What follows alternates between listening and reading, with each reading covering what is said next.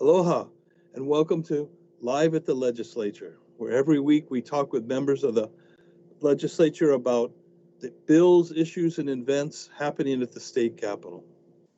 With us today, we have Representative Gregg Takayama, who represents District 34, EVA. He is also chair of the House Higher Education and Technology Committee. Welcome, Representative. Good morning, James. Nice to be here. Thank you for being here. I want to get right into it about the budget that was passed last week by the House, House Bill 200. We knew this would be a tight financial year, but the budget eventually was able to restore some funding for higher education. Could you tell us about that? What was funded? What was restored? Well, sure, James. Happy to talk about it. You know, by tradition, the legislature's budget process is such that the House acts on it first and then sends it over to the Senate. This year, it was delayed by about a week to allow Congress to take action on its rescue plan. And as it turns out, that plan provides, about $1.6 billion to the state of Hawaii. And a chunk of that money was used to restore about $70 million in cuts in the UH budget that had been proposed by Governor Ige prior to the federal funds being provided. And so what it does basically is enable the UH to get by in the coming fiscal year without too much of a fiscal impact. Of course, that only counts for this coming year. The year beyond, once you spend the federal funds, it's gone. And we can't expect the federal government to come in for any more funds until about 3 or 4 years from now. So the hope is that by that time, the Hawaii economy will be back on its feet and will be able to restore the revenue stream that existed prior to the pandemic. So it's going to take some careful planning and work to make sure things go the way we hope. Exactly. And a part of it, the UH has started a budget review process within its own campuses. That's, I think, a good process because it looks at the strengths and sees where there can be streamlining and cuts, perhaps. For example, in the Asian Studies program at UH Manoa, which is a world-class program, they reviewed the Asian Studies Languages program, and we found that there are 10 professors in Japanese language and only 1 professor for Chinese. And that's, due to the long-standing tradition that Japanese has always been the more popular language to study. But now the reality is that the student demand is the opposite. And the UH just hasn't adjusted to it. So that's one of the adjustments that need to be made within the campus programs. I see, a close look at the things. Sure. Now, you're also a member of the Kupuna caucus, and the budget included some restoring of funds for Kupuna Care, I understand. Can you tell us about that?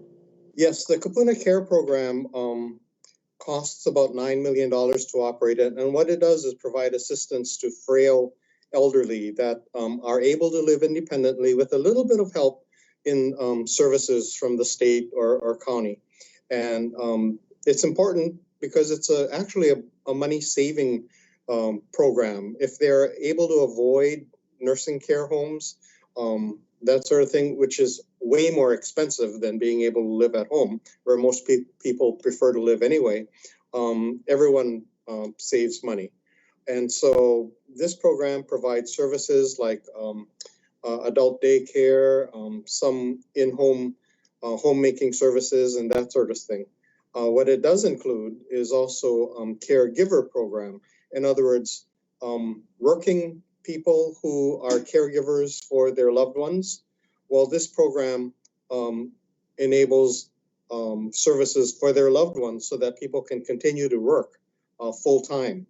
And this Kupuna Care program is also funded by the forthcoming budget, which is also important to enable our working caregivers to remain at work and earn incomes that are so important in this time of economic stress. Yeah, these are kind of social safety net items. Exactly. How important is it that those type of protections were allowed to remain in the budget and not cut out? Well, it's huge for us because in the bottom line is that regardless of how severe an economic crisis we face, there are certain um, bottom line programs that are important to provide a safety net for those who are the least able to afford to spend their way through the pandemics. And they include the elderly, they include the children, they include those who are most at risk at falling into poverty, homelessness, drug and alcohol problems. So I think there is a bottom safety net that our society needs to provide for. And so it's important that even in times of economic stress, that we look out for others in our society. I see. Now, are there any other important bills in your committee or in your community that are moving through right now? Well, just to mention, going back to Kupuna programs, another bill that is moving is one that addresses the problem that we've seen, that is crimes against elderly. And what this bill does is step up the penalties for those who commit crimes against elderly, which is defined in the bill as anyone over the age of 60. Now, right now, under state law, there are conflicting ages as to what an elderly person is defined as. There's 62, 63. This makes crimes against elderly set at the age of 60. And it steps up penalties. For example, if you create a third-degree criminal assault against an elderly person right now, it's a misdemeanor, a serious misdemeanor. This would elevate it to a Class C felony with the resulting penalties that are involved. So, and it all the way down the line, it steps up penalties for these offenses. And I think it's important because we've seen crimes against elderly increase in this time, and it's frankly horrifying to see elderly being the victims of especially violent crimes. So it's my hope. The bill has passed the House. It's now halfway through the Senate, and it's my hope that the Senate will pass it and will be able to send it on to the governor. I think it would be a meaningful step, not only in my community, but in all communities across the state of Hawaii. Thank you for doing that. That really is scary, and it ties into the wave of anti-Asian hate crimes going on that we see sometimes on TV. Absolutely. Yeah. Well, we've run out of time, and I want to thank you for being here with us, and thank you for all you're doing for the community. Thank you, James. Nice to talk to you. Okay, aloha. See you next week. So what do you see? A community that is engaged, empowered, a place where free speech is alive and well. Tell me more. For 30 years, thousands of local people on TV sharing their stories, culture, and viewpoints uncensored. Uncensored? Where can that be? Right here, my son. Wow! Isn't it time to empower your voice?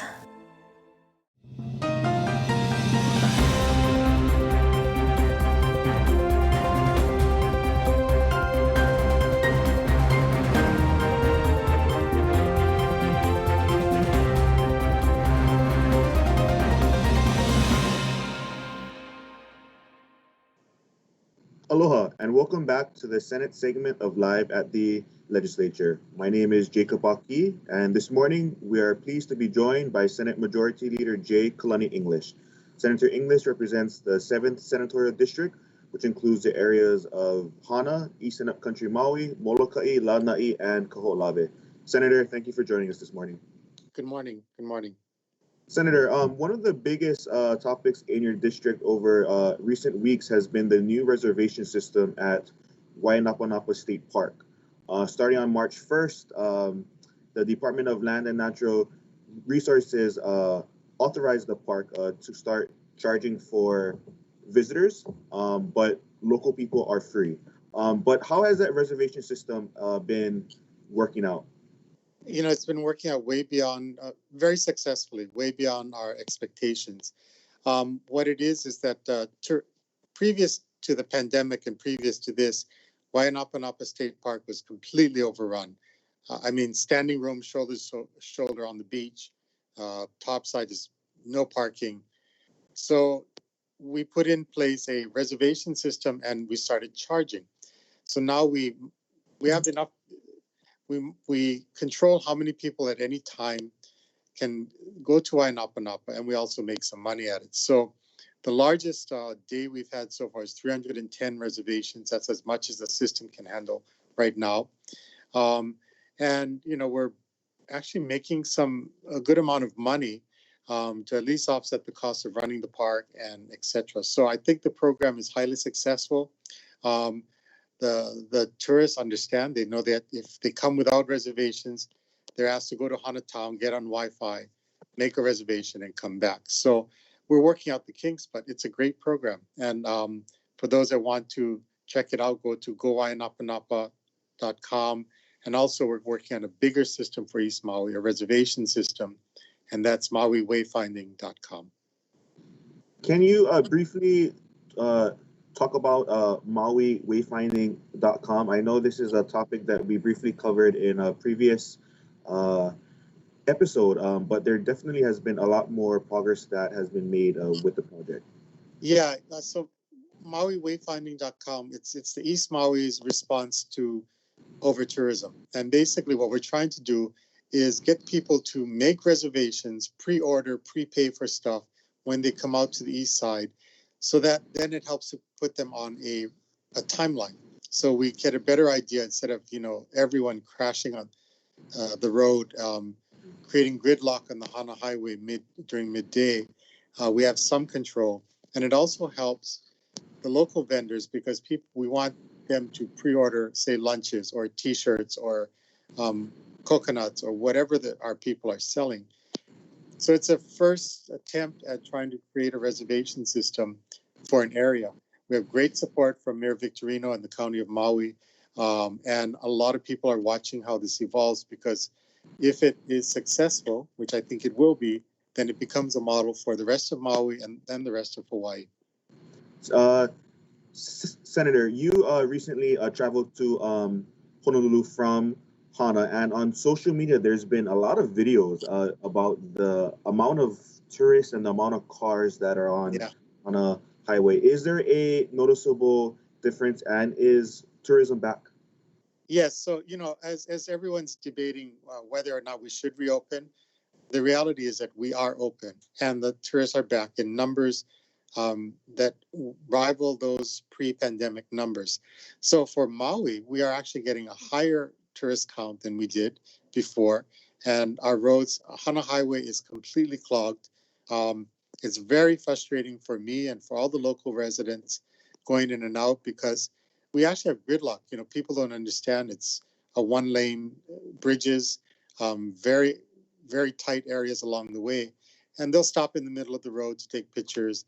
They'll pull over and not all the way off and block the road. So we've had gridlock where nothing can move for an hour until somebody goes out there and says, you need to move this way, you need to move that way. We need to create a pathway for people to get past. So it's a really bad problem. And that's what we're trying to get some control over with the reservation system and with wayfindingmaui.com. So we ask, for all the tourists, if anybody's watching this, just, be conscious that you're going into an area that people live and work at and people need to pass. So let cars pass you. If you're driving 10 miles an hour, that's fine, but let the people behind you pass. Anyway. So, thank you, Senator. I really want to move to the topic of Kalaupapa. Earlier this month, we received news that community leader Uncle Boogie Kahilihiva passed away. And I know you were very close with Uncle Boogie, and over the past couple of legislative sessions, he's actually come to the state capitol along with a few of the other patients to testify on some measures relating to their community. Any thoughts on that? So very quickly, Kalaupapa, there's I think about 11. There are about 11 or so. Sorry, somebody's calling. There's about 11 or so patients left, and Boogie was one of the last, but he was our spokesperson. We've been trying to get Kalaupapa Month established through through the legislation, and the patients in Kalaupapa have actually come to lobby. So 2 years ago, was it 3 years ago, a number of them came and talked to legislators. We're trying to preserve their legacy and their memory, and that's what all this is about. So a great loss for us when Boogie passed, and we'll miss Uncle Boogie quite a bit. You know, Senator, we have just about 90 seconds left, but I do want to talk about the vaccination sites that have been going on in your district. I know Molokai has opened up to anybody 18 years or older, and you and Representative DeCoit recently traveled to Lanai, where they were doing mass vaccination there. How was your trip there, and how do you think the operations are going? Well, Representative DeCoit and I went to Lanai to witness the island-wide vaccinations.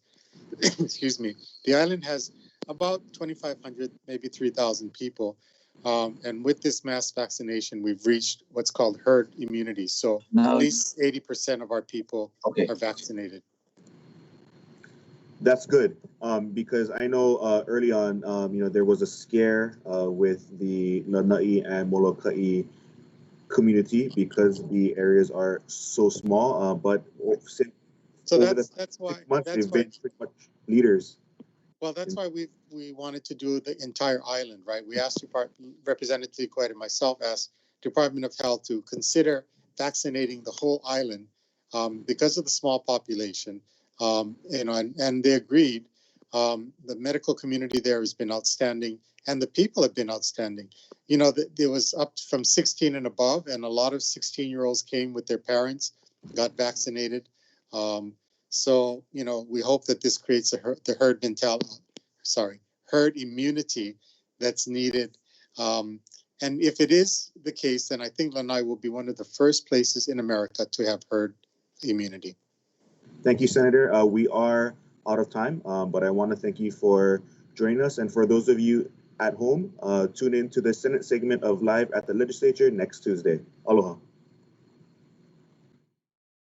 It's very important to have Melea'e here. The experience of local artists that are going to be the future of our music here in Hawaii. There's a huge music scene that is pretty underground. This is a great platform to get seen. All genres that exist are out here, and there's people that love it and that are making it. That gives us as young and even older musicians an opportunity to share our music that we never ever had before.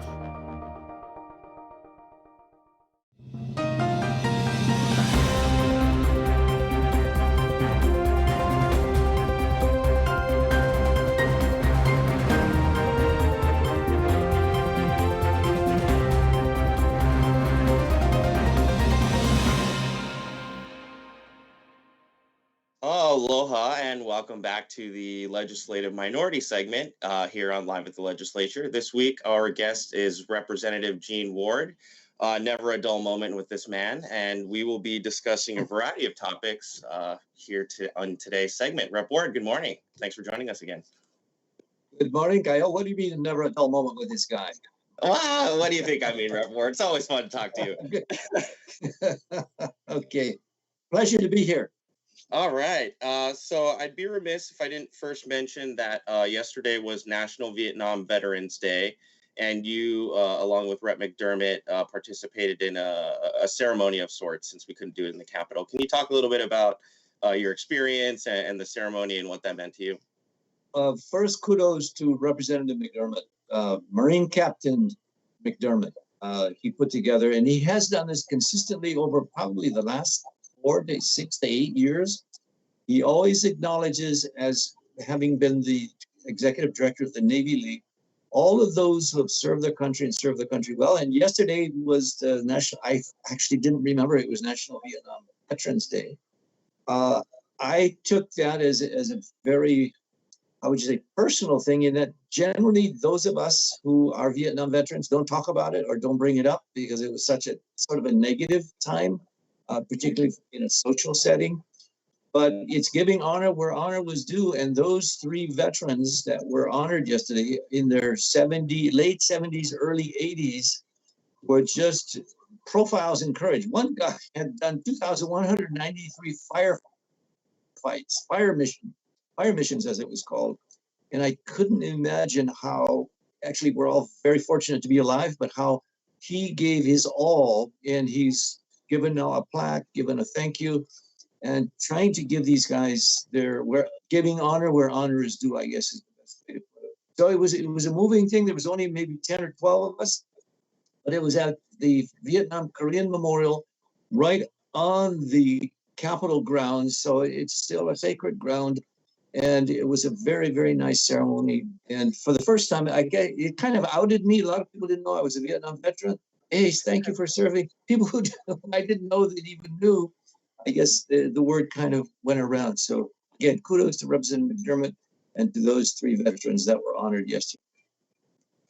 Excellent. And moving, segueing to probably a not adult conversation topic. You sit on the Judiciary and Hawaiian Affairs Committee, and today they will be hearing SB 347, which would essentially prohibit the release of balloons with air that's lighter than what's in the atmosphere. And we've heard this bill before. Can you talk about just your stance on it? And you want me to be frank about what I think about balloons? Because if we look at what's important, I mean, look, we've got a pandemic going on. We've got an economy that's closed. We've got people who are unemployed. And we're talking about balloons, which maybe release maybe 15 to 20 cow farts within our atmosphere. We are majoring in the minors when we do. We're projecting to the people, almost like if people watched the news last night. The 2 teenage girls that carjacked an Uber driver, after the car went down the street, tipped over, and the guy died, and it shows the teenagers running out saying, oh, I've got to go back and get my cell phone. I got all my phone numbers. Not caring about the guy who's dying. In other words, this cow fart bill doesn't care about the pandemic, unemployed, the debt that we've got, and we're focusing on birthday balloons, and I think it really sends the wrong message. So thank you for mentioning that, because I wasn't sure that was even going to come up again, but it's come up again, and I feel very strongly it's the wrong signal, it's the wrong use of our time, and people are going to think of it. You can love the atmosphere, but hey, talking about balloons, there's so few people who use them, and then what they do is so insignificant. So we can expect your support on this bill when you hear it today at 2? Yeah, it's going to be in judiciary hearing again. I probably won't be as elaborate as you've asked me. You've provoked me early in the morning about something that's of such insignificance to the people of Hawaii, where things really matter. And you know, when you look at all the actual amount of pollution that comes out of Hawaii, we are infinitesimal, a manini of the manini in terms of changing the world around. Of course, we got to do our share, but in terms of what we can do and what difference we're making, it's almost insignificant. Absolutely. Transitioning then to the everyday man, I suppose. There was an article in Civil Beat this morning that says that we're short about 10,000 retail jobs at the end of 2020 compared to 2019. You're a former retailer. I'm an alumni in the retail industry, I guess. So how do you suggest we get back? Is retail done? How do we get those jobs back for folks? Well, first of all, we should have never let Love's Bakery die. I was just saddened by the 260 people that are going to be put on the wayside. They were retailer, manufacturers, etc. As you know, I was a retailer in Waikiki, and we had with Sam Kong and I, the Small Business Caucus co-chairs, we had the Retail Merchants Association speak to our group. We had the Chamber of Commerce speak to our group. And they said, you know, up to 40% of the retailers may not reopen their business. Kaio, this is really serious. Those are thousands upon thousands. So what the Civil Beat article is maybe just the tip of the iceberg. How do you prevent such a thing? Well, instead of hearing about these cow farts and balloons, we should be looking at a bill that says we should have a survival task force put together by DBED, along with the bankers, along with consultants, along with venture capitalists, to go to those things that are ready to go under, like Love's Bakery or the Kaneohe Bakery, and catch them before they slip off the edge. We have been so arrogant about the businesses are on their own, they're rich, they can take care of themselves. Now we're feeling the roost, if you will, as the most unfriendly business in the state of Hawaii, being the most unfriendly in quote the nation.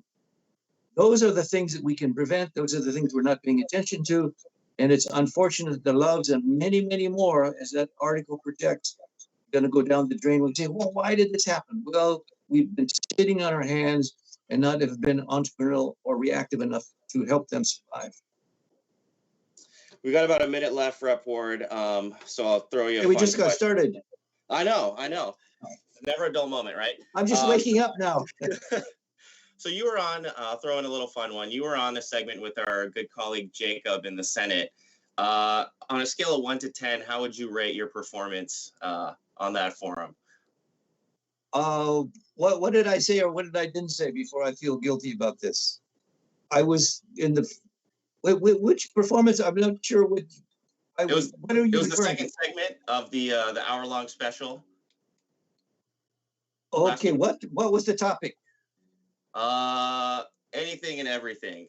Anything. I think I thought you were. What I like about those is that we can banter back and forth, which is what we don't do on the floor of the House of Representatives enough. People need to know what the logic is behind. If it's a yay or a nay, people want to know, why have you voted this way? Why have you not voted this way? And those forums that you're mentioning are really good examples to see what's behind all of these things and what's the logic of it, and why are we doing such things that we're doing. Again, I go back to the cow farts. Why are we doing that? Because we're not paying attention to the Love's Bakery, the pandemic, and the other things that we should be putting under concentration. Absolutely. Extra plug to our good friends at Olelo for setting that up last week. Rep. Ward, we're out of time. So I just want to thank you again for joining us, for covering for our good friend from Eva Beach. Thanks again to the people at Olelo for allowing this program to happen. And we will see you next week at Live at the Legislature. Aloha. Aloha and mahalo.